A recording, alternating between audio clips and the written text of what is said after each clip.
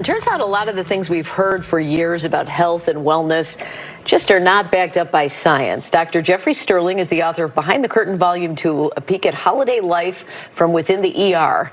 He's here to debunk some popular medical myths. Getting great sleep during anesthesia. No. Why wouldn't that be accurate? Because you're not asleep. Anesthesia is actually a medically induced coma.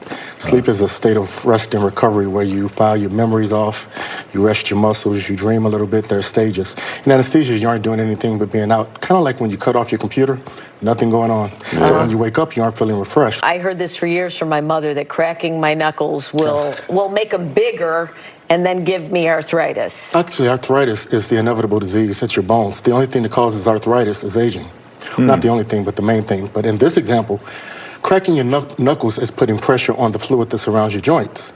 And there's carbon dioxide and nitrogen in there, and then when you actually compress that fluid, you hear a pop. And that's really all it is. There's nothing that's going to disrupt the bones or grind the bones together. Sugar makes kids hyperactive. It makes kids active.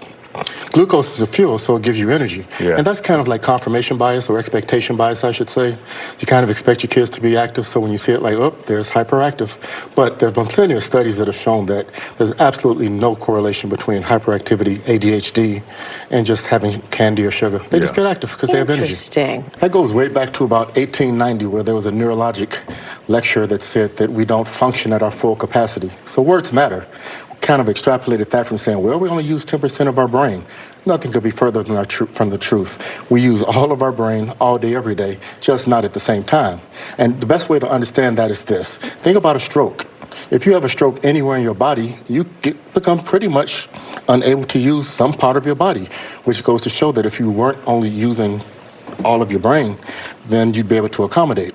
And kind of remember, from an evolutionary standpoint, if you had an organ that you were only using 10% of the time, your body would kind of get rid of it over the generations to come. That's true. So that's not true at all. All right. Chewing gum stays in your stomach for 7 years. Why? I don't even know where that came from, because the truth of the matter is that any mother that has seen their kid swallow a coin or a rock or a pearl or something knows it comes out. Okay. So anything that's indigestible is not going to stay there. Now, the truth of the matter is that it is indigestible, but there have been very rare cases in which somebody took a big wad of gum and then mixed it with something like hairs or some other type of unmentionables, and you can get what's called a bezoar that will sit there. But the idea of 7 years, that's nothing. Gastroenterologists who've done endoscopies upper and lower, and they've never seen gum sitting in there, so that's not true at all. Interesting. Okay. Gum will come out.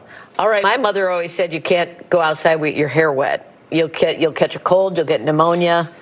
Not true? Not true. And you were standing in front of somebody who had pneumonia who was coughing in your face. Right? Because pneumonia is caused by viruses and bacteria, not by being wet. So the reason why people tend to think that, and this is kind of understandable, is that most cases of pneumonia happen during the cold and wet flu and respiratory season. So correlation is not causation, but if you're cold and wet, that does nothing unless you have a bacteria that's being transmitted, unless somebody's coughing, kissing you, sneezing in your face, etc. Do you have a whole list of these that you do in your book? Oh, this is actually a sequel to the first book I did. This is my 9th book. So yeah, there are tons of stories regarding this, that, and the other thing in terms of what comes into the emergency department. And I hear these stories and so many more like it all day, every day. And, you know, unfortunately, people want to know tips like these so that they can guide their lives. But, you know, knowledge is power, knowledge is health. So you have to be wise about these things and not just deal with old person Well, we could tales. have you on once a week. It's a 6-hour show. You can find Dr. Sterling online at jeffreysterlingmd.com.